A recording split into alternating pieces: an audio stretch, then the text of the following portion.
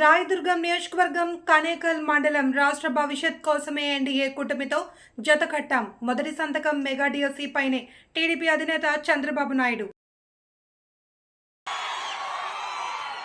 నేను అడుగుతున్నా, ఎవరైనా మీలో బాగుపడ్డారా తమ్ముళ్ళు అని అడుగుతున్నా.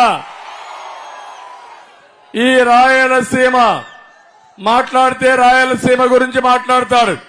నేను కూడా రాయలసీమ బిడ్డని, ఈ గడ్డ మీదనే పుట్టా. కానీ మొన్న మీరందరూ 52 సీట్లలో 49 గెలిపించారు. మీలో కూడా ఒక ఆలోచన ఎందుకు వచ్చిందో నాకైతే తెలియదు, కానీ గెలిపించారు. నేను అడుగుతున్నా, గెలిపించిన దానికి ఏమైనా చేశాడా అని అడుగుతున్నా. రాయలసీమ ద్రోహి జగన్మోహన్ రెడ్డి అవునా కాదా అని మిమ్మల్ని అడుగుతున్నా. నేను అడుగుతున్నా, మేము కూటమి కలిసామంటే మా కోసరం కాదు, నా కోసరం కాదు, పవన్ కళ్యాణ్ కోసరం కాదు, బీజేపీ కోసరం కాదు. ప్రజలు గెలవాలి, రాష్ట్రం నిలవాలి, ఈ పిల్లల భవిష్యత్తు బంగారు భవిష్యత్తు కావాలని మేము కలిశాము. ఆశీర్వదించమని ప్రతి ఒక్కరిని కోరుతున్నా. ముస్లిం సోదరులు కూడా అర్థం చేశావు, సిఏఏ కూడా నువ్వే సపోర్ట్ చేశావు. ఇప్పుడు మా మీద ఏదో నిందలేయాలని చూస్తున్నావు. తెలుగుదేశం పార్టీ హయాంలో ఎప్పుడు కూడా ముస్లిం సోదరులకు అన్యాయం జరగలేదు.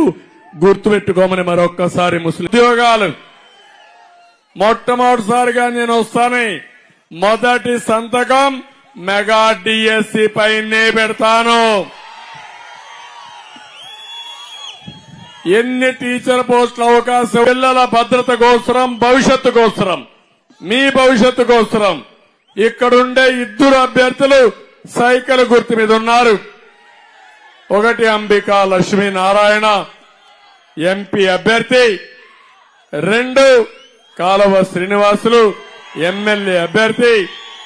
ఇద్దరిని కూడా అఖండ మెజార్టీతో గెలిపిస్తామని గట్టిగా చప్పట్లు కొట్టి హర్షాన్ని, ఆమోదాన్ని తెలియజేయండి.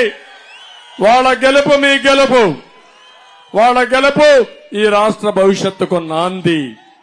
అందుకే మన పిల్లల భవిష్యత్తు కోసం నేను ఎక్కడ పోయినా చూస్తున్నా, చిన్న పిల్లల్ని సంకల్లో పెట్టుకొని నా మీటింగులకు తల్లిదండ్రులు వస్తున్నారంటే ఒకటే ఆశ, ఈ పిల్లల భవిష్యత్తు జాగ్రత్తగా చూసుకోమని నాకు అప్పజెప్పే పరిస్థితిలో తల్లిదండ్రులు ఉన్నారు. వాళ్ళ నమ్మకాన్ని వమ్ము చేయను, తప్పకుండా న్యాయం చేస్తామని మరొక్కసారి హామీ ఇస్తూ అందరికీ నమస్కారాలు. జై